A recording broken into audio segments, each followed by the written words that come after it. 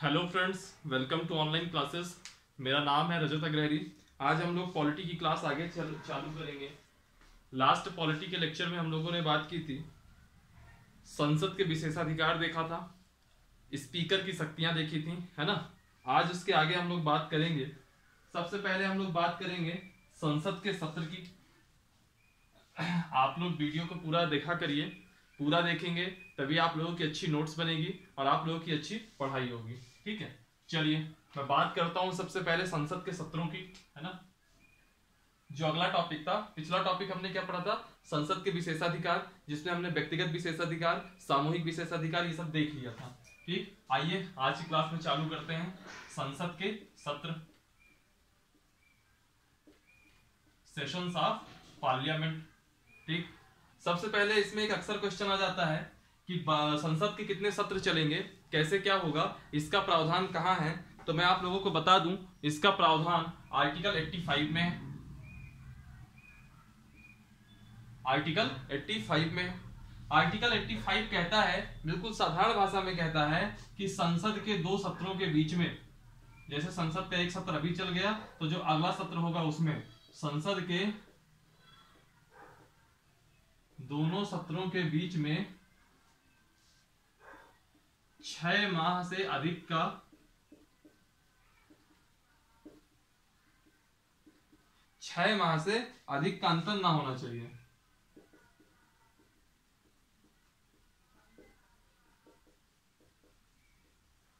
यानी कि मैक्सिमम जो है 6 माह का डिफरेंस हो सकता है दो सेशंस के बीच में।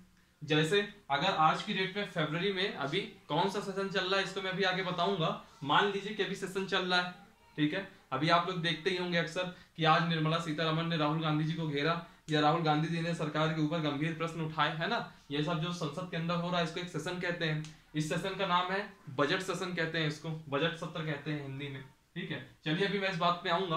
अभी जब सेशन के टाइप देखेंगे हमारे इंडिया में तो हम इस बारे में डिस्कस करूंगा। अभी मैं जो समझाना चाह रहा हूं उसमें ध्यान दीजिएगा। अगर इस फरवरी महीने में अभी कोई सेशन चल रहा है तो जो अगला सेशन होगा, मान लीजिए गवर्नमेंट की इच्छा है कि चलो अब एक सेशन हो गया, अब आगे हमको कोई सेशन ही नहीं करना, तो ऐसा नहीं हो सकता। सेशन होगा और अधिकतम गवर्नमेंट कितना गैप कर सकती है, 6 महीने, समझ रहे हैं। और इसका एक दूसरा मतलब भी निकाला जा सकता है कि एक वर्ष में कम से कम संसद के 2 सत्र तो होंगे ही। इसका मतलब यही निकला, एक साल में अगर 6 महीने का अंतर नहीं हो सकता, यानी कि 12 महीनों में कम से कम 2 सेशन होने ही चाहिए। ये कहता है आर्टिकल 85। ठीक है, और हमारे भारत में जो परंपरा है, ये परंपरा है, कोई ऐसा कुछ है नहीं, मतलब हर साल यही हो रहा है तो हम भी मान के चलते हैं कि अब यही है। ऐसा कोई नियम में नहीं लिखा है, लेकिन ऐसी परंपरा चली आ रही है। परंपरा अनुसार भारत में 3 सत्र होते हैं। कितने? 3 सत्र। पहला होता है बजट सत्र, दूसरा होता है ग्रीष्मकालीन सत्र, यानी कि जो गर्मी के महीने में होगा, ग्रीष्मकालीन सत्र, समर सेशन, और तीसरा होता है विंटर सेशन, यानी कि शीतकालीन सत्र। यह 3 प्रकार के सत्र हैं परंपरा अनुसार, जो हर साल, मतलब एक ऐसी परंपरा चली आ रही है सालों से, जो इस हिसाब से 3 सेशन आते हैं। ठीक, जो आपका बजट सत्र आता है, ये आता है आपका फरवरी महीने के आसपास, फरवरी मंथ के आसपास आता है। अभी मैं इसमें डिटेल में आऊंगा कि इसमें क्या क्या चीजें होती हैं। जो ग्रीष्मकालीन सत्र है, सॉरी, इसमें ग्रीष्मकालीन की जगह इसका कहिए मानसून सत्र, आता वो गर्मी महीने में है, लेकिन आप इसको कहिए मानसून सत्र, इसको आप कहिए मानसून सत्र। यह आपका दूसरा सेशन होता है। ठीक है, यह आपका फरवरी मंथ में आ गया। जो ये वाला होगा मानसून सत्र, ये आपका जुलाई अगस्त में आएगा। और जो विंटर सेशन होता है, विंटर सेशन आपका होता है नवंबर दिसंबर में। तो ऐसे करके 3 सेशन होते हैं। आपको पता होना चाहिए पिछली बार का विंटर सेशन नहीं हुआ था, है ना। पिछले साल कोविड की वजह से विंटर सेशन नहीं किया गया था, तो इसमें विपक्ष ने हंगामा किया था कि आप विंटर सेशन क्यों नहीं बुलवा रहे हैं, क्योंकि उस समय किसानों का मुद्दा उठ गया था। तब तक तो काफी उठ चुका था, अब तो काफी ज्यादा ही उठ चुका है ना। फिर बजट सत्र लेकिन अभी चल रहा है। होता क्या है, देखिए नाम से ही स्पष्ट है कि इस बजट सत्र में जो मेन कार्य होते हैं वो होते हैं बजट संबंधी। अभी बजट सेशन को मैं थोड़ा डिटेल में देखूंगा, ठीक है। बजट सत्र में मेन कार्य होते हैं बजट संबंधी, और जो मानसून सत्र है और जो शीतकालीन सत्र है, माफ कीजिएगा इस समय थोड़ा फंबल हो गया, मानसून सत्र और शीतकालीन सत्र, विंटर सेशन और ये मानसून का सेशन, ये दोनों जो सेशन है इसमें कार्य होते हैं विधायी वाले, लेजिस्लेटिव वर्क ज्यादा होता है। ये बजट संबंधी जो कार्य हो रहा है तो विधायी का कार्य भी इसमें होगा, ऐसा नहीं कि विधायी कार्य होगा ही नहीं, बजट और विधायी दोनों होंगे, लेकिन इनमें सिर्फ विधायी कार्य होंगे। विधायी कार्य होंगे, विभिन्न मुद्दों पर चर्चा परिचर्चा होगी, ठीक, विभिन्न मुद्दों पर चर्चा परिचर्चा इन दोनों में भी होगी और इनमें भी होगी। और कैसे चर्चाएं होती हैं, है ना, ये सब चीजें अभी हम आगे देखेंगे, ठीक है। अभी जो मैं समझा रहा हूं सिर्फ सेशन में समझिए, 3 सेशन होते हैं परंपरानुसार, बजट सत्र, मानसून सत्र और शीतकालीन सत्र। अगर आप ये कहो कि अगर परंपरानुसार 3 होते हैं तो क्या हम चौथा सत्र भी बुला सकते हैं, 5वां सत्र भी बुला सकते हैं? तो मैं कह दूं आपको इसका भी एक सिंपल सा जवाब दे देता हूं कि इन 3 सत्रों के अलावा भी अगर कभी कोई सत्र चलाना हो तो मंत्रिपरिषद राष्ट्रपति को बोलेगी कि आप सत्र बुला लीजिए, तो राष्ट्रपति मंत्रिपरिषद की सलाह पर सत्र इन तीनों के अलावा भी बुला सकता है। तो देखिएगा पहला पॉइंट क्या है, राष्ट्रपति मंत्रिपरिषद की सलाह पर, क्योंकि सत्र बुलाना वगैरह किसका काम होता है, राष्ट्रपति का। यह हमने राष्ट्रपति की विधायी शक्तियों में देखा भी था। राष्ट्रपति मंत्रिपरिषद की सलाह पर सत्र बुला सकता है। और दूसरा पॉइंट देखिएगा, किसी भी सदन का सदन के न्यूनतम 1/10 सदस्य, सदन के न्यूनतम 1/10 सदस्य अगर अनुरोध कर दें तो भी राष्ट्रपति सदन को बुला सकते हैं। तो 2 कंडीशन है, इन तीनों के अलावा अगर सदन बुलाना है तो या तो मंत्रिपरिषद कह दे राष्ट्रपति को कि साहब सदन बुला लीजिए, सदन जो है चालू हो जाएगा। और दूसरी कंडीशन है कि सदन को कम से कम 1/10 सदस्य सदन के अगर अनुरोध कर दे राष्ट्रपति से कि साहब हमको सदन, बहुत एक जरूरी मुद्दा है, हमको सदन चलवाना है, तो राष्ट्रपति सदन बुला सकता है, ठीक है। तो ये 2 पॉइंट है, जब इन तीनों के अलावा जो है, इन 3 सत्रों के अलावा भी जब सदन या सत्र बुलाया जा सकता है, ठीक है। आइए वापस से इसको रिकॉल करिए। संसद के सत्र, आर्टिकल 85 कहता है सदन के 2 सत्रों के बीच में 6 महीने से ज्यादा का गैप नहीं हो सकता, अधिकतम 6 महीना गैप होना चाहिए। अगर अधिकतम 6 महीना होना चाहिए यानी कि 1 साल में कम से कम 2 सेशन होंगे ही होंगे, ठीक है। फिर परंपरा अनुसार भारत में 3 सेशन होते हैं, बजट, मानसून और शीतकालीन। बजट में बजट संबंधी काम होते हैं, मानसून और शीतकालीन में विधायी कार्य ज्यादा होते हैं, और चर्चा परिचर्चाएं तो तीनों में होती ही होती हैं। फिर इन तीनों के अलावा भी अगर कभी सत्र बुलाना है तो मंत्रिपरिषद मंत्रिपरिषद की सलाह पर राष्ट्रपति सत्र बुला सकता है। और दूसरा पॉइंट, सदन को अगर किसी भी सदन का कोई न्यूनतम 1/10 सदस्य अनुरोध कर दे राष्ट्रपति से तो भी सदन बुलाया जा सकता है। मैंने आपको कहा था कि बजट सत्र भी थोड़ा डिटेल में देख लेंगे कि इसमें क्या क्या होता है।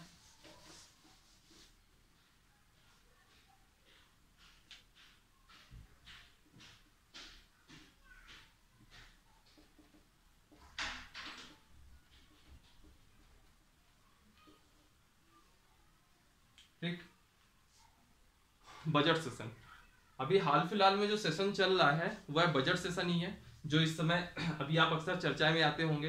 तो होता क्या है, बजट सत्र में पूरे साल भर, पूरे वित्तीय वर्ष में इस देश का खर्चा पानी कैसे चलेगा, उसमें हम कहेंगे बजट पेश किया जाता है।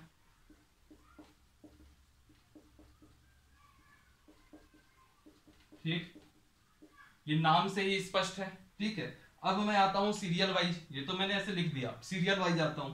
दरअसल क्या होता है कि जब बजट सेशन की चालू होती है तो बजट सेशन की शुरुआत में ये इसका मतलब था, ये सीरियल वाइज नहीं है। अब मैं सीरियल वाइज लिख रहा हूं। सबसे पहले होता क्या है, सबसे पहला पॉइंट, राष्ट्रपति का अभिभाषण होता है, एक दिन पहले ही हो जाता है। आप लोग अक्सर सुनते होंगे राष्ट्रपति ने ये कहा, राष्ट्रपति ने वो कहा, जिसमें वो सरकार की विभिन्न योजनाओं को, सरकार का जो आगे का सोच है, सरकार आगे क्या विजन लेके चल रही है, वह सब चर्चाएं होती हैं राष्ट्रपति के अभिभाषण में। ठीक, और राष्ट्रपति का जो अभिभाषण होता है यह दरअसल क्या होता है, एक दिन पहले राष्ट्रपति देश को संबोधित करते हैं और बजट सत्र की जिस दिन शुरुआत होती है उस दिन अभिभाषण होता है। और जो अभिभाषण होता है उसमें होता क्या है कि संयुक्त बैठक बुलाई जाती है। संयुक्त बैठक किसकी बुलाई जाती है, तो आपको याद होगा राज्यसभा प्लस लोकसभा संयुक्त बैठक बुलाई जाती है। और इस संयुक्त बैठक में राष्ट्रपति अपना अभिभाषण देते हैं। राष्ट्रपति जब अभिभाषण देंगे तो इस राष्ट्रपति के अभिभाषण पर दोनों सदनों में धन्यवाद प्रस्ताव पारित होगा।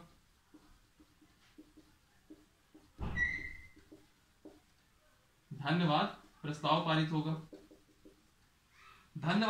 पारित होगा दोनों सदनों में। लोकसभा में भी धन्यवाद प्रस्ताव आएगा और राज्यसभा में भी धन्यवाद प्रस्ताव आएगा। अब इसका मतलब समझ ही रहे क्या है, राष्ट्रपति ने एक अभिभाषण दिया, उन्होंने दुनिया भर की बातें कही और उस बातों को समर्थन देने के हिसाब से एक प्रस्ताव आया करता है धन्यवाद प्रस्ताव। अब इस धन्यवाद प्रस्ताव के माध्यम से राष्ट्रपति ने अभिभाषण में जो जो बातें कही, दरअसल जो राष्ट्रपति अपना अभिभाषण देते हैं वह मंत्रिपरिषद की सलाह पर ही देते हैं। मंत्रिपरिषद जो जो उनको डेटा देता है, रिटर्न में जो जो चीजें उनको लिख के देता है वही चीज राष्ट्रपति वहां जाके बोलते हैं। समझ रहे हैं बात को। तो राष्ट्रपति का अभिभाषण हुआ, अब उस राष्ट्रपति के अभिभाषण पे कुछ सही चीजें भी होंगी और विपक्ष को कुछ गलत चीजें भी लगेंगी। तो जो गलत चीजें होंगी उनको पॉइंट आउट करने के लिए एक माध्यम बन जाता है ये धन्यवाद प्रस्ताव। इस धन्यवाद प्रस्ताव में जब चर्चा होती है तो पक्ष और विपक्ष दोनों अपना अपना पॉइंट रखते हैं और फिर उसके बाद दोनों सदनों में धन्यवाद प्रस्ताव पारित होना चाहिए।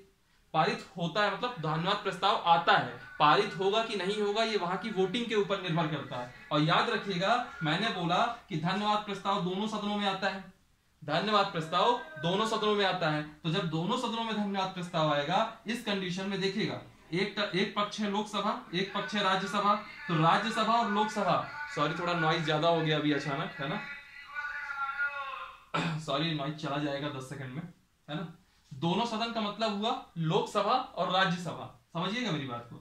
राज्यसभा में यह धन्यवाद प्रस्ताव आएगा और हो सकता है जिस पार्टी की इस देश में सरकार है, जिस पार्टी यानी कि जिस भारत सरकार का राष्ट्रपति अभिभाषण पढ़ रहे थे, यह भी हो सकता है, यह भी एक कंडीशन हो सकती है कि उसके पास राज्यसभा में बहुमत ना हो। तो हो सकता है यहाँ प्रस्ताव पारित भी हो और हो सकता है प्रस्ताव पारित ना हो पाए, दोनों चीजें हैं। हो सकता है प्रस्ताव पारित भी हो जाए और हो सकता है प्रस्ताव ना भी पारित हो। क्यों? क्योंकि जो है राज्यसभा में जरूरी तो है नहीं कि जो पार्टी लोकसभा में पूर्ण बहुमत में हो राज्यसभा में बहुमत में हो। तो अगर यहाँ से पारित होता है तो भी अच्छी बात है, नहीं भी पारित होता है तो चर्चाएं होंगी और वो फेल भी हो सकता है, पारित ना भी हो, कोई दिक्कत नहीं है। लेकिन लोकसभा में अगर ये धन्यवाद प्रस्ताव आता है तो इसका पारित होना अनिवार्य है।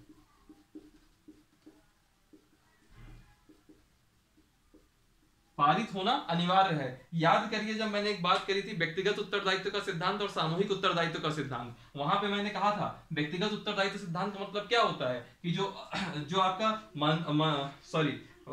जो मंत्रिपरिषद है, व्यक्तिगत उत्तरदायित्व का सिद्धांत क्या था कि जो मंत्रिपरिषद है वह राष्ट्रपति के प्रति उत्तरदायी है। ठीक है, तो यहाँ ये जिम्मेदारी है कि यहाँ पे विधेयक धन्यवाद प्रस्ताव पारित होना चाहिए।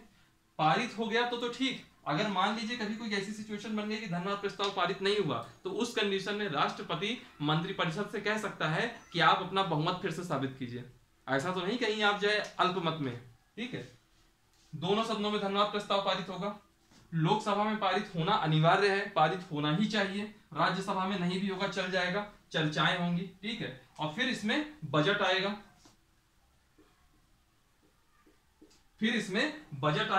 ठीक है, फिर इसमें बजट आएगा।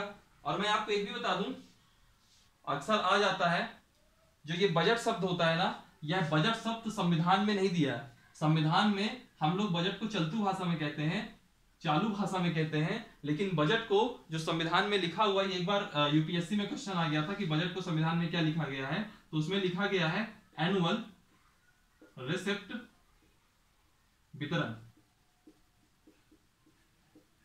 ठीक, ये लिखा हुआ है। ठीक, ये बजट का मतलब वहां लिखा हुआ है, मैंने सोचा यहीं पे बता दूं, कई बार इस पे ही क्वेश्चन बन जाता है। ठीक, ये रहा आपका लब्बो लुआब बजट सेशन का। अब मेरी बात और सुन लीजिएगा, दोनों सदनों में धन्यवाद प्रस्ताव पारित होगा, फिर बजट आएगा, बजट पे जो है बजट पे चर्चाएं परिचर्चाएं होंगी, और उसके बाद जो अन्य विधायी कार्य हैं वो विधायी कार्य होंगे। जैसे अभी इधर की बात करता हूं, जो इस सेशन में हुआ, जो अभी लाइव एग्जांपल चल रहा है हमारे सामने।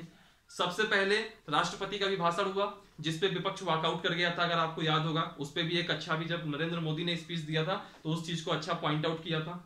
फिर इसके बाद धन्यवाद प्रस्ताव पे चर्चा हुआ, मोशन पास हुआ, चर्चाएं हुई, धन्यवाद प्रस्ताव फिर पास हुआ, लोकसभा में भी पारित हुआ, राज्यसभा में पारित हो गया। फिर इसके बाद बजट आया, निर्मला सीतारमण ने बजट पढ़ा, निर्मला सीतारमण ने जो बजट दिया वह बजट पे भी जो है चर्चाएं परिचर्चाएं हुई। और आज की डेट में जब मैं अभी ये लेक्चर रिकॉर्ड कर रहा हूं तो उसके पहले मैं अभी सुन रहा था, जम्मू कश्मीर का जो रीऑर्गेनाइजेशन का जो विधेयक था वह अभी अभी पारित हुआ है। समझ रहे हैं? इसका मतलब क्या हुआ कि इस सेशन में बजट के भी काम होंगे और जो विधायी काम है वो भी होंगे। होता क्या था कि पहले, अभी आज की मैं बात नहीं कर रहा, आज से पहले जो हमारा जो फाइनेंशियल ईयर हुआ करता था वो हुआ करता था 1 अप्रैल से लेकर के 31 मार्च तक। 1 अप्रैल से लेकर के 31 मार्च तक। अब हो गया है 1 फरवरी से लेकर के 31 जनवरी तक। ये क्या है? ये आपका फाइनेंशियल ईयर है, फिजिकल ईयर भी कह सकते हैं राजकोष, और ये फाइनेंशियल ईयर का ये इस समय वित्तीय वर्ष है ये हमारा। तो इस पहले क्या हुआ करता था, 1 अप्रैल से 31 मार्च हुआ करता था।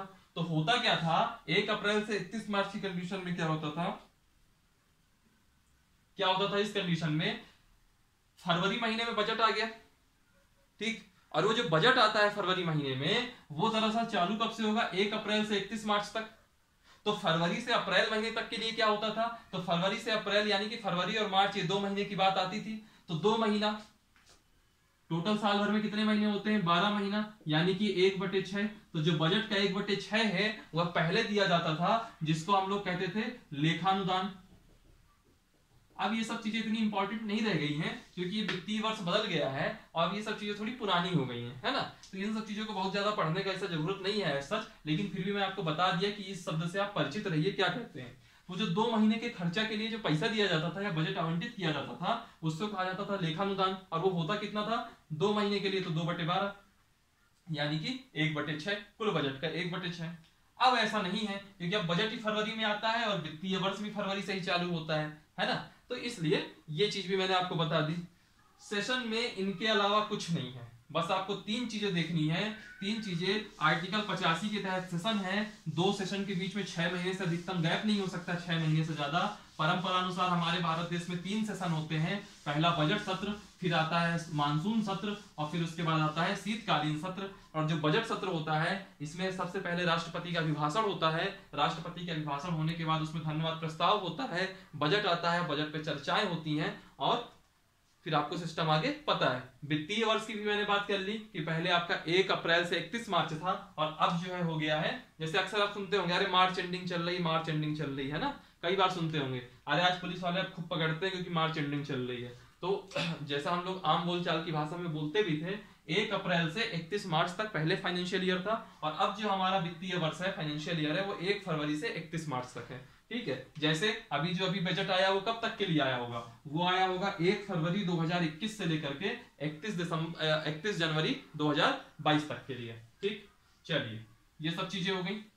अब बाकी जो तो अन्य सत्र थे, मानसून सत्र और शीतकालीन सत्र, उसमें कुछ विशेष नहीं है, सिर्फ विधायी कार्य होते हैं, ठीक है। और बाकी सत्र कैसे चलाना है, क्या चलना है, क्या करना है, कैसे करना है, ये सब काम किसका है, लोकसभा स्पीकर का है।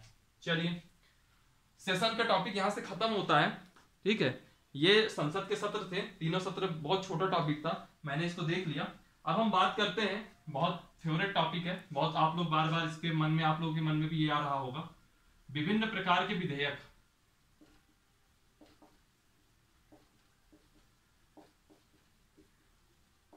मैंने इतनी बार बात करी, संविधान संशोधन साधारण विधेयक के रूप में आएगा। जब हमने बात करी थी आर्टिकल 1 की, जब हमने पार्ट 1 की बात की थी, तो आर्टिकल 1, आर्टिकल 2, आर्टिकल 3, आर्टिकल 4, जब हम लोगों ने आर्टिकल 3 की बात की थी, नए राज्य के निर्माण की, वहां साधारण विधेयक की चर्चा करी, है ना। ऐसे कई जगह चर्चा करी।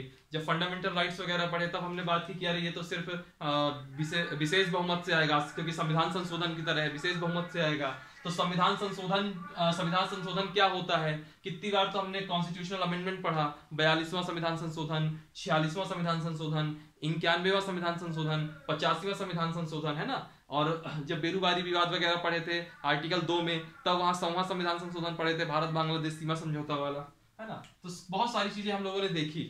अब आज बात आती है कि विधेयक कितने टाइप के होते हैं, विधेयक कितने टाइप के होते हैं। तो मैं पहले नाम लिख देता हूं, फिर उसके बाद मैं उसमें डिटेल में जाऊंगा।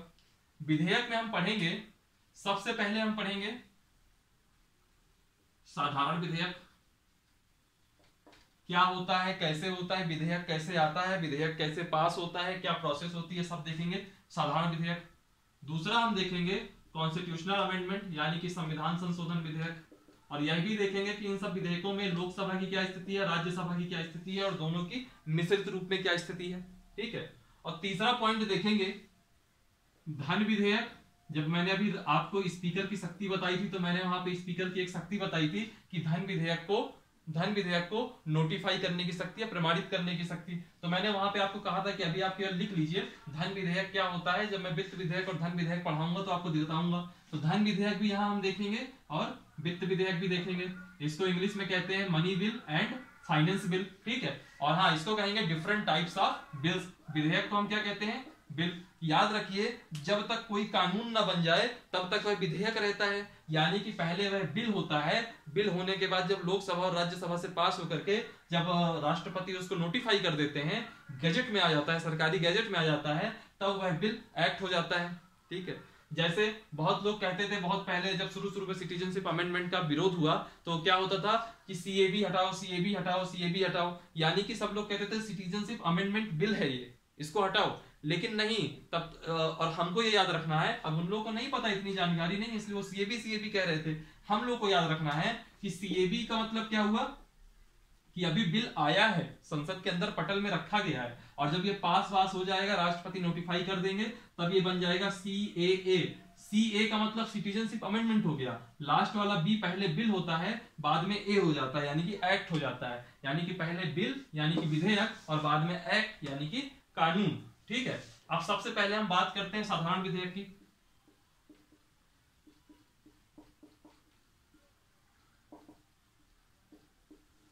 साधारण विधेयक की बात करते हैं। साधारण विधेयक किस तरह आता है, ठीक है। दरअसल क्या है कि साधारण विधेयक की कोई ऐसी डेफिनेशन नहीं है, एज सच कोई डेफिनेशन नहीं है कि उसकी कोई निश्चित परिभाषा, ऐसा कुछ नहीं है, ठीक है। तो होता क्या है, इसके पॉइंट देख लीजिए आप, बस हो गया। पहला पॉइंट, साधारण विधेयक है, मैं केवल शॉर्ट में लिखूंगा, बोलूंगा ज्यादा। साधारण विधेयक है, पहला पॉइंट ये है कि अगर मान लीजिए कोई साधारण विधेयक है तो यह किसी भी सदन में पेश किया जा सकता है।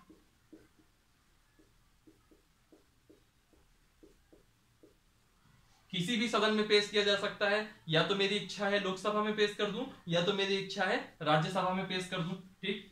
दूसरा पॉइंट, राष्ट्रपति की सिफारिश जरूरी नहीं है, राष्ट्रपति की सिफारिश या अनुमति आवश्यक नहीं है।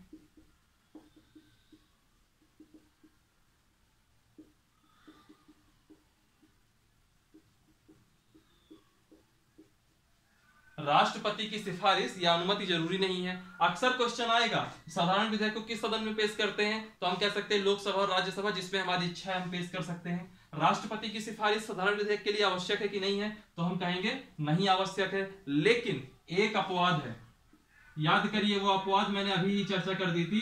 वो अपवाद है आर्टिकल 3 में। आर्टिकल 3 के तहत जब नए राज्य का निर्माण होता है तो उस कंडीशन में, हालांकि वो पूरा प्रावधान जो है साधारण विधेयक की तरह ही रहता है, लेकिन राष्ट्रपति की सिफारिश आवश्यक होती है, ठीक है। तो अपवाद है आर्टिकल 3, नए राज्य का निर्माण, ठीक है।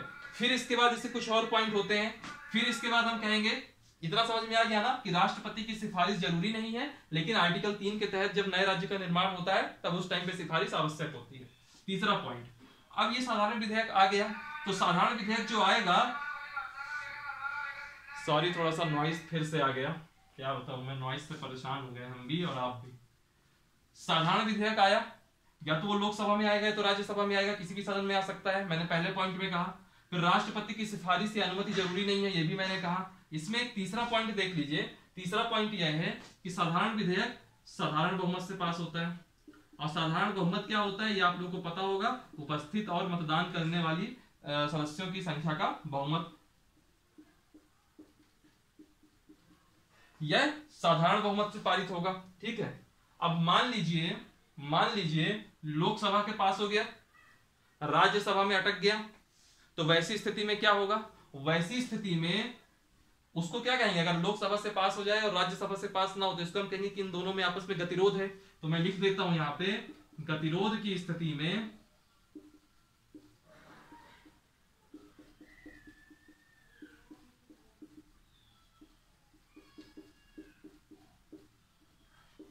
की स्थिति में ज्वाइंट सेशन, संयुक्त बैठक बुलाई जा सकती है। ठीक, और जो संयुक्त बैठक बुलाई जाएगी इसमें लोकसभा और राज्यसभा दोनों के मेंबर आ जाएंगे, वही बिल फिर आएगा, और ये संयुक्त बैठक में जितने मेंबर होंगे यह अगर साधारण बहुमत से उसको पास कर देंगे तो वह पारित माना जाएगा। और बनी सी बात है, जिसके पास लोकसभा में बहुमत है, क्योंकि लोकसभा की संख्या ही 545 होती है, और ऐसा तो है नहीं कि जिसके पास लोकसभा में फुल मेजॉरिटी है उसके पास राज्यसभा में मेंबर ही ना होंगे, कम होंगे लेकिन होंगे जरूर। तो वैसी स्थिति में क्या होता है, जब संयुक्त बैठक होती है तो ऑटोमेटिकली जिसके पास लोकसभा में बहुमत है उसके पास संयुक्त बैठक का बहुमत रहता ही रहता है। क्वेश्चन आप लोगों के लिए ये है कि संयुक्त बैठक की अध्यक्षता कौन करता है? कमेंट बॉक्स में जरूर लिख के बताइएगा, पिछली क्लास में मैंने आपको बताया था। गतिरोध की स्थिति होती है तो संयुक्त बैठक बुलाई जा सकती है। ठीक है, तो कहने का मतलब क्या है, प्रिंसिपल, इसका जो सिद्धांत है वह कहता है कि लोकसभा और राज्यसभा दोनों के पास बराबर शक्ति है, दोनों सदनों में जाएगा, दोनों सदन पास करेंगे, एक फेल कर सकता है, ऐसा कहा गया, यह सिद्धांत है, यह सिद्धांत है। लेकिन अगर मैं व्यवहार की बात करूं तो व्यवहार में क्या कंडीशन है, यहां लोकसभा पावरफुल है compare to Rajya Sabha, Lok Sabha powerful है कंपेयर टू राज्यसभा। ठीक, अब क्या होता है, डी पॉइंट हो गया, गतिरोध की स्थिति में संयुक्त बैठक बुलाई जा सकती है। ई पॉइंट क्या है, अगला पॉइंट क्या है? अगला पॉइंट ये है कि अगर वो विधेयक यहां से पारित हो गया तो विधेयक किसके पास जाएगा? राष्ट्रपति के पास। जब मैं प्रेसिडेंट पढ़ा रहा था तो मैंने वहां आर्टिकल 111 के तहत जब मैंने वीटो पढ़ाया था तब मैंने आपको बताया था कि फिर राष्ट्रपति के पास जब विधेयक जाता है तो उसके पास 3 ऑप्शन होते हैं, या तो यस कर दे, बात खत्म, या तो नो कर दे, और नो कैसे करेगा? एब्सोल्यूट आत्यंतिक वीटो लगा करके, एब्सोल्यूट वीटो लगा करके, या फिर पुनर्विचार के लिए भेज दे। और पुनर्विचार की शक्ति इसको कहां से मिली है? आपको कहां से मिली है इसको? 44वें संविधान संशोधन 1978 से। जब मैंने आर्टिकल 74 क्लॉज 1 बताया था तब मैंने बताया था आपको ये चीजें। ठीक है, तो राष्ट्रपति या तो यस कर सकता है, या तो नो कर सकता है, या तो पुनर्विचार के लिए भेज सकता है। ठीक है, तो कहने का मतलब क्या है कि अगर कोई साधारण विधेयक, अब ये सब हो गया, मैं समरी लिख रहा हूं। साधारण विधेयक जो है लोकसभा से पारित हो गया तो लोकसभा से पारित होने पर राज्यसभा जाएगा, लोकसभा से पारित होने के बाद वो राज्यसभा जाएगा, राज्यसभा या तो पास कर देगा या तो पास नहीं करेगा, राज्यसभा पास कर देगा या तो रिजेक्ट कर देगा। पास कर दिया तो राष्ट्रपति के पास चला जाएगा, कोई बात नहीं। अगर नो कर देगा तो नो करने की स्थिति में क्या हो सकता है? संयुक्त बैठक बुलाई जा सकती है, संयुक्त बैठक बुलाई जा सकती है, और फिर उसके बाद वो राष्ट्रपति के पास जाएगा। तो होता क्या है कि राज्यसभा के पास साधारण विधेयक के मामले में सिर्फ 6 महीने की विलंबकारी शक्ति है, यानी कि वह बिल को 6 महीने तक घसीट सकते हैं और उसके अलावा उनके पास कोई शक्ति नहीं है। 6 महीने की विलंबकारी शक्ति है, और इसी वजह से ही ज्यादातर समय ऐसा होता है कि हमारे देश में अध्यादेश ज्यादा आते हैं। ठीक है, क्योंकि गतिरोध जब ज्यादा हो जाता है, गवर्नमेंट को लगता है कि हम सत्ता में, गवर्नमेंट के अंदर भी एक ये अहम का भाव है कि हमको जनता ने चुन के भेजा है, हम जो कहेंगे वही सही होना चाहिए, तो फिर गवर्नमेंट इस मामले में फिर अध्यादेश वगैरह, ऑर्डिनेंस वगैरह ज्यादा लाती है। फिर उसी को हम लोग कहने लगते हैं कि ऑर्डिनेंस का दुरुपयोग हो रहा है। हालांकि कई बार ये राज्यसभा के व्यवहार की वजह से भी ऑर्डिनेंस का दुरुपयोग ज्यादा होता है। बहरहाल यहाँ आइए, लोकसभा पास करती है तो राज्यसभा जाता है, राज्यसभा या तो हाँ कहेगी या तो ना कहेगी। हाँ कह दी तो कोई बात नहीं, राष्ट्रपति के पास चला जाएगा, ना कहेगी तो संयुक्त बैठक होगी, और संयुक्त बैठक में लोकसभा पास करा ही लेगी, क्योंकि लोकसभा में जिसका बहुमत है, बनी सी बात है कि संयुक्त बैठक में भी उसका ही बहुमत होना चाहिए। फिर इसके बाद संयुक्त बैठक के बाद राष्ट्रपति के पास जाएगा। तो ये जो यस और नो के बीच का जो टाइम है ना, वही शक्ति है राज्यसभा के पास, जिसको हम कहेंगे 6 महीने की विलंबकारी शक्ति। तो यह जो अभी इस समय आप सामने देख रहे हैं बोर्ड में, यह पूरा का पूरा लिखा है आपका साधारण विधेयक के ऊपर। फिर रिकॉल कराता हूं, साधारण विधेयक किसी भी सदन में लाया जा सकता है, राष्ट्रपति की सिफारिश या अनुमति पहले से जरूरी नहीं है, अपवाद सिर्फ एक जगह है, आर्टिकल 3 में, जब नए राज्य के निर्माण की बात होगी। यह साधारण बहुमत से पारित होगा। साधारण बहुमत यानी कि उपस्थित और मतदान करने वालों की सदस्यों की संख्या का बहुमत। फिर गतिरोध की स्थिति में संयुक्त बैठक बुलाई जा सकती है। ठीक है, मैंने अभी आपसे पूछा था संयुक्त बैठक की अध्यक्षता कौन करेगा, तो लोकसभा स्पीकर करेगा, मैंने पिछली क्लास में आपको बताया था। फिर राष्ट्रपति के पास जाएगा वो विधेयक, राष्ट्रपति या तो यस करेगा या तो नो करेगा या तो पुनर्विचार करेगा। और ये सब कहां हमने पढ़ा था, आर्टिकल 111 के तहत हमने पढ़ा था, जब राष्ट्रपति की शक्तियां देख रहे थे। और यस करेगा तो कोई बात नहीं, नो करेगा ये आपका एब्सोल्यूट वीटो होता था, जिसको हम आत्यंतिक वीटो कहते हैं। और पुनर्विचार के लिए भेजेगा तो यह आपका 44वां संविधान संशोधन था 1978 का। ठीक, फिर इसके बाद कुल मिलाकर राज्यसभा के पास 6 महीने की विलंबकारी शक्ति है और कुछ नहीं। सिद्धांत कहता है कि लोकसभा और राज्यसभा साधारण विधेयक के मामले में समान है, लेकिन व्यवहार में लोकसभा ज्यादा ताकतवर है कंपेयर टू राज्यसभा। ठीक है, चलिए अब हम बात करते हैं अगला टॉपिक। अगला क्या है, संविधान संशोधन विधेयक।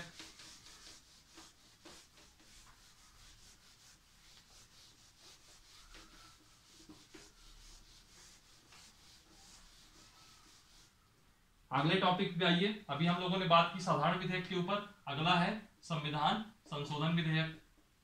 अक्सर हम लोग इसके बारे में चर्चा कर रहे हैं, 44वां संविधान संशोधन, 48वां, इतने सारे संविधान संशोधन हो गए।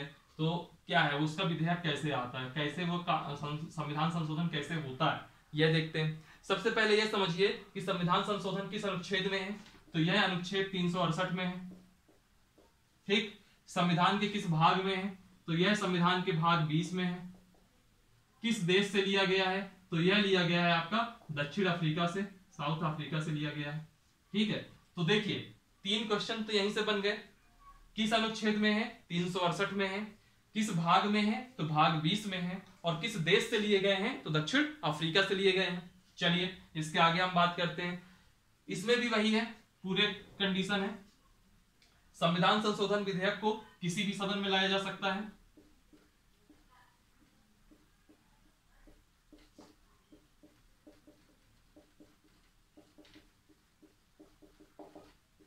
या तो आप लोकसभा में ले आइए या राज्यसभा में ले आइए, किसी भी सदन में ला सकते हैं। ठीक है, और याद रखिएगा इस मामले में बहुत लोग सोचते हैं कि संविधान संशोधन विधेयक एक बड़ी चीज है, तो हो सकता है राष्ट्रपति की सिफारिश जरूरी हो। तो मैं फिर बोल रहा हूं, राष्ट्रपति की सिफारिश अनिवार्य नहीं है।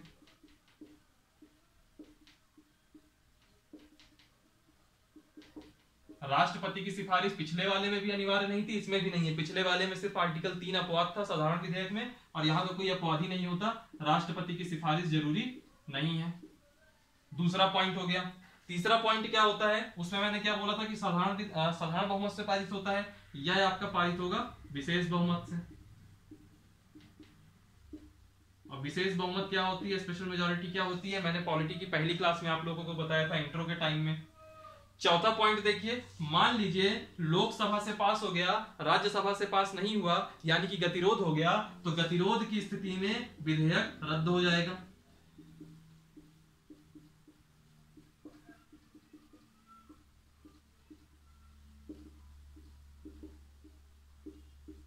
गतिरोध की स्थिति में विधेयक रद्द हो जाएगा। ऐसा नहीं कि यहाँ पे संयुक्त बैठक बुला लेंगे, ऐसा वैसा, ये सब कुछ नहीं। गतिरोध है तो आपका जो विधेयक है वह रद्द हो जाएगा।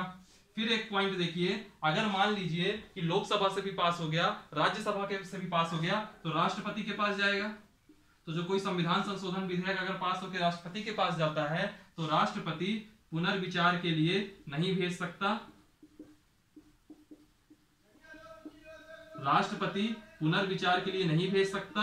राष्ट्रपति इसको जो है मानने के लिए या इसको स्वीकारने के लिए बाध्य है।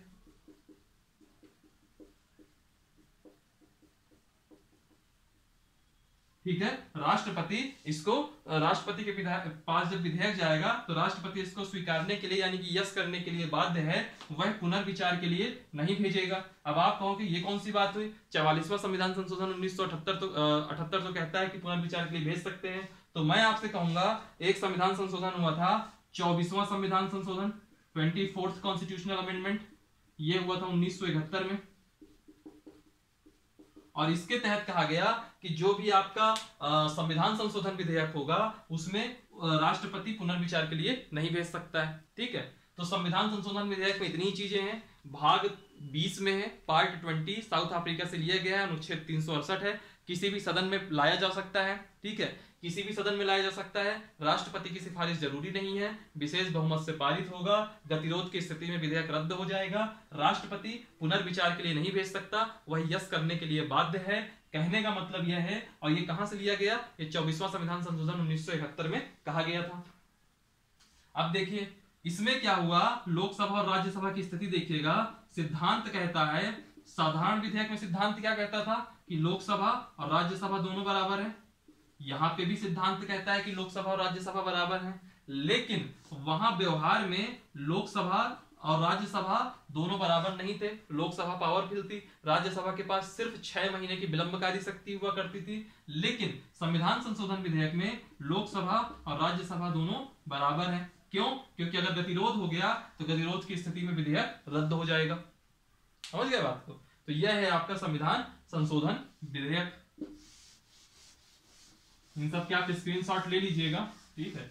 ये आप लोग के लिए जो मैं बता रहा हूं, इसके हर एक लाइन पे, हर एक पॉइंट पे क्वेश्चन बनता है। और ये क्वेश्चन ऐसे मतलब जो नॉर्मली जहां जीएस आती है केवल वहां बस नहीं, ये आपका यूपीएससी लेवल तक में आता है, ठीक है। चलिए तीसरा पार्ट की बात करता हूं मैं। यहां 2 विधेयकों को मैं एक साथ देखता हूं, पहले एक साथ देखूंगा, फिर इसको जब पढ़ाऊंगा तो अलग अलग पढ़ाऊंगा। धन विधेयक, इसको इंग्लिश में कहेंगे मनी बिल, प्लस वित्त विधेयक, इसको हम कहेंगे फाइनेंस बिल। दोनों का मतलब देखिए, दोनों में अंतर देखिएगा, क्योंकि अगर दोनों एक ही होते तो 2 अलग अलग नाम क्यों होते, है ना। और आधार के मामले में यही मुद्दा बना था। गवर्नमेंट ने जो भी संशोधन करना था, जो भी विधेयक लाया गया आधार के मामले में, आधार कार्ड जिसको कहते हैं आप लोग, आधार कार्ड पे, उसमें बीजेपी की गवर्नमेंट, उसमें अरुण जेटली वित्त मंत्री हुआ करते थे, उन्होंने धन विधेयक को एज जो विधेयक था उसको धन विधेयक के रूप में ला दिया, जबकि विपक्ष कह रहा था कि धन विधेयक नहीं बल्कि वित्त विधेयक है। और उसके मामले में बहुत ज्यादा केसेस भी चले थे, और वो वाकई में वित्त विधेयक ही था, लेकिन उसको धन विधेयक की तरह पारित करा लिया गया था। चलिए हम बात करते हैं वित्त विधेयक में क्या होता है। वित्त विधेयक का मतलब समझिएगा, आय और व्यय से, ठीक है, इनकम और एक्सपेंडिचर, आय और व्यय से संबंधित कोई भी प्रावधान, अगर किसी विधेयक में आय और व्यय से संबंधित कोई भी प्रावधान है तो वह वित्त विधेयक कहलाएगा। ये सिंपल सी डेफिनेशन है। आय और व्यय से संबंधित जो भी विधेयक हो, ठीक है, आय और व्यय से संबंधित कोई भी अगर प्रावधान है या कोई भी और कोई भी विधेयक है जो आय और व्यय से संबंधित होगा, वह वित्त विधेयक कहलाएगा, ठीक है। अब धन विधेयक क्या है, इसमें भी सेम लाइन है, आय व व्यय से संबंधित कोई विधेयक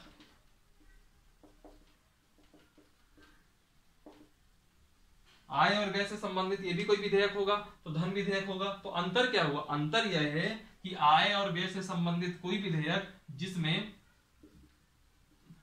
कुछ चयनित व विशेष प्रावधान हो तो धन विधेयक कहलाएगा। अब आप लोग का माथा इतने में चरचरा गया होगा कि आखिर हो क्या रहा है, तो मैं बता दूं, यहीं पे बता देता हूं, आगे बताऊंगा कि कैसे पास होता है, कैसे क्या होता है, अंतर कैसे जानेंगे, ये मैं यहीं बता देता हूं। एक आर्टिकल है, आर्टिकल 110, उसके अंतर्गत आय और व्यय से संबंधित कई सारे प्रावधान है ना। तो अगर किसी विधेयक में सिर्फ और सिर्फ ओनली, सिर्फ और सिर्फ आर्टिकल 110 से संबंधित प्रावधान हो,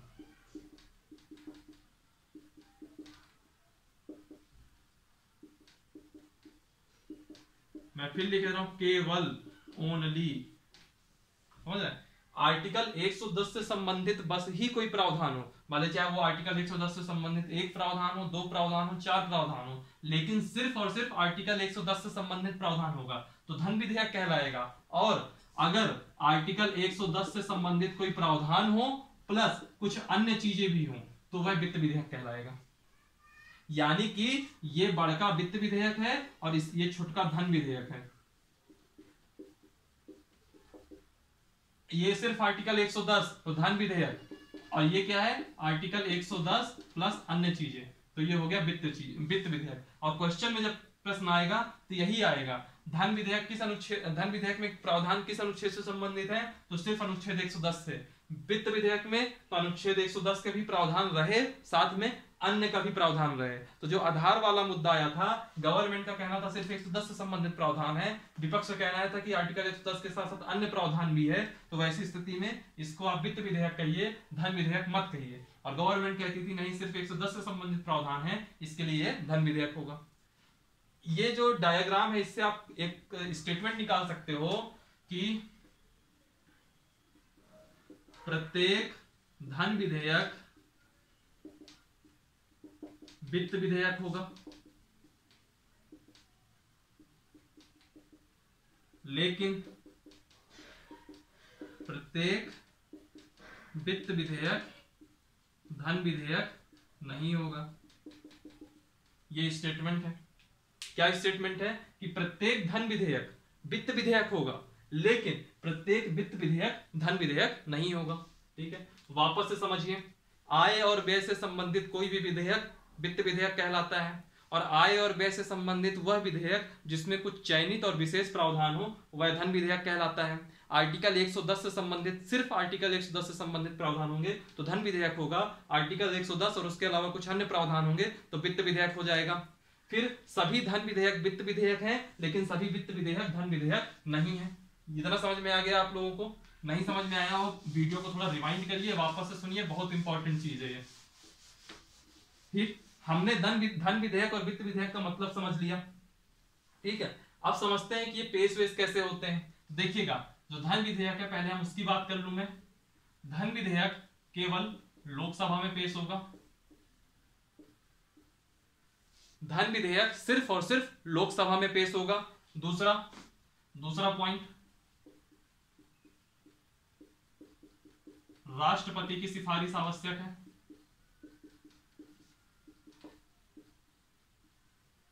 न साधारण विधेयक में अनिवार्य थी राष्ट्रपति की सिफारिश, न संविधान संशोधन में अनिवार्य थी, लेकिन यहां राष्ट्रपति की सिफारिश जरूरी है। जब मैंने अध्यक्ष की शक्तियां पढ़ाई थी, मैंने कहा था कि अध्यक्ष जो है लोकसभा का जो स्पीकर होगा वह धन विधेयक को प्रमाणित करता है। अब आपको समझ में आ गया होगा कि अध्यक्ष की शक्ति क्यों है और राज्यसभा के सभापति की शक्ति क्यों नहीं है। वह इसलिए है क्योंकि यह बिल आता ही लोकसभा में है, तो सिर्फ अध्यक्ष की शक्ति हुई इसको प्रमाणित करने की। फिर है राष्ट्रपति की सिफारिश जरूरी है, और फिर है राष्ट्रपति की सिफारिश जरूरी है, और फिर है कि यह जो विधेयक है धन विधेयक साधारण बहुमत से पास होगा।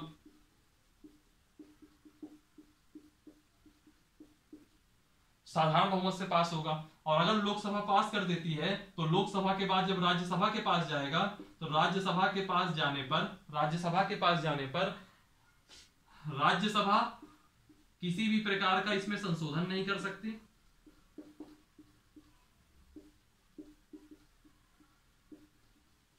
राज्यसभा किसी भी प्रकार का संशोधन नहीं कर सकती, और 14 दिन के अंदर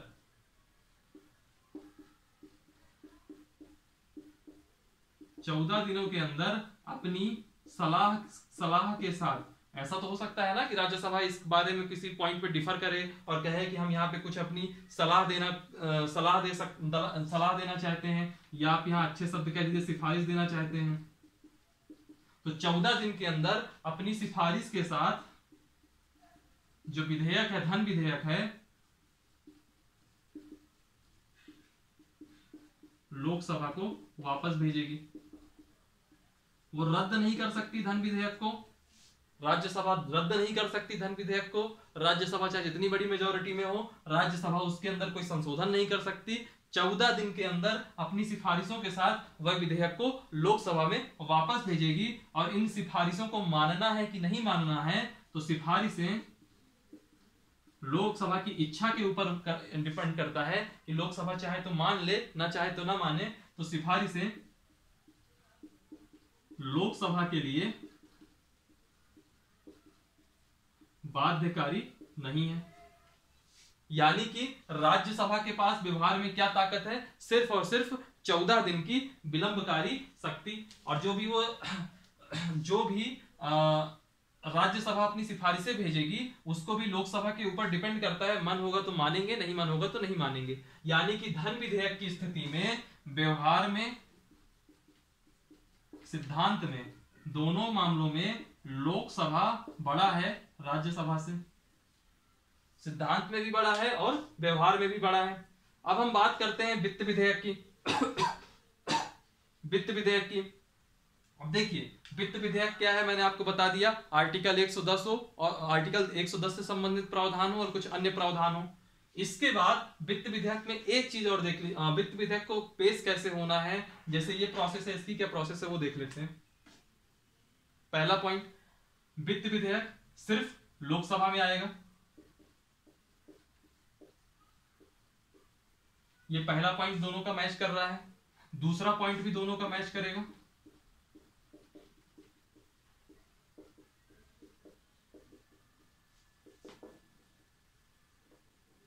राष्ट्रपति की सिफारिश जरूरी है।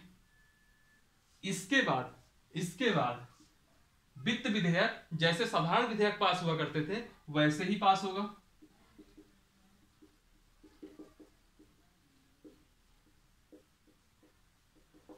यानी कि वित्त विधेयक साधारण विधेयक से दो मामलों में अलग है। साधारण विधेयक किसी भी सदन में आ सकता था, यह सिर्फ लोकसभा में आएगा, और साधारण विधेयक में राष्ट्रपति की सिफारिश जरूरी नहीं थी, यहाँ पे राष्ट्रपति की सिफारिश जरूरी है, और उसके बाद पूरी प्रोसेस साधारण विधेयक की तरह रहेगी। ठीक, ये हो गए आपके सारे विधेयक। आपका वित्त विधेयक हो गया, धन विधेयक हो गया, साधारण विधेयक हो गया, और आपका संविधान संशोधन विधेयक हो गया।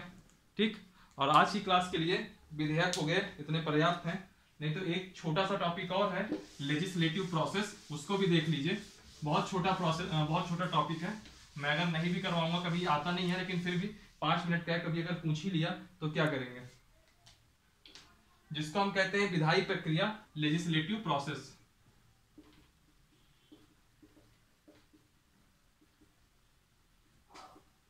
पांच मिनट का टाइम लगेगा, लेकिन हाँ ये टॉपिक पूरा हो जाएगा तो कल से हम एक फ्रेश टॉपिक पढ़ेंगे, संसद में लाए जाने वाले सभी प्रस्ताव। ठीक है, इसमें क्या होता है, जो लेजिस्लेटिव प्रोसेस है, विधायी प्रक्रिया है, इसमें 3 स्टेप होते हैं, इसको वाचन कहते हैं। पहला होता है प्रथम वाचन, दूसरा होता है द्वितीय वाचन, और तीसरा होता है तृतीय वाचन। ठीक, पहले वाचन में क्या होता है, बहुत सिंपल चीज है, कोई बहुत बड़ी चीज नहीं है। जैसे कि मान लीजिए एक बिल आया, बिल को कानून बनना है, तो वो जो विधेयक है उसको एक्ट, अधिनियम बनना है, तो कैसे होगा मैं बता रहा हूं। विधेयक आएगा तो पहले वाचन में विधेयक प्रस्तुत होगा, विधेयक प्रस्तुत होगा। दूसरे में क्या होगा, द्वितीय वाचन में क्या होगा, अब जो विधेयक प्रस्तुत होगा उसमें शुरुआती चरण क्या होता है, समिति स्तर में चर्चाएं होती हैं, शुरुआती स्तर होता है समिति स्तर में, और समिति स्तर में रहती कौन है, संसदीय समितियां, पार्लियामेंट्री कमेटीज।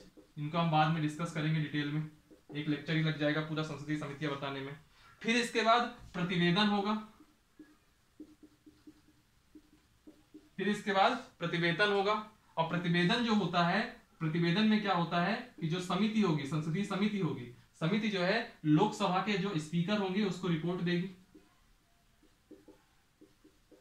बहुत छोटी चीजें हैं, ऐसा जल्दी कोई एग्जाम में कभी आता नहीं है, लेकिन पता होना चाहिए। प्रतिवेदन होगा, प्रतिवेदन के बाद खंडसा बहस होगी, यानी कि जो विधेयक आएगा उसके हर एक पॉइंट पे बहस होगी, खंडसा बहस होगी। और तृतीय वाचन में क्या होता है, विधेयक पे प्रस्ताव होगा, यानी कि वोटिंग होगी, खत्म। ऐसे करके आपका कोई एक्ट, जैसे मान लीजिए सिटीजनशिप अमेंडमेंट एक्ट आया, तो ये सीएए आया, प्रथम वाचन में गुजरेगा, विधेयक प्रस्तुत होगा, समिति के पास जाएगा, शुरुआती समिति स्तर, जरूरी नहीं है कि जाए ही, सीधे वो लोकसभा अध्यक्ष को रिपोर्ट दिया जा सकता है मंत्रिपरिषद के द्वारा।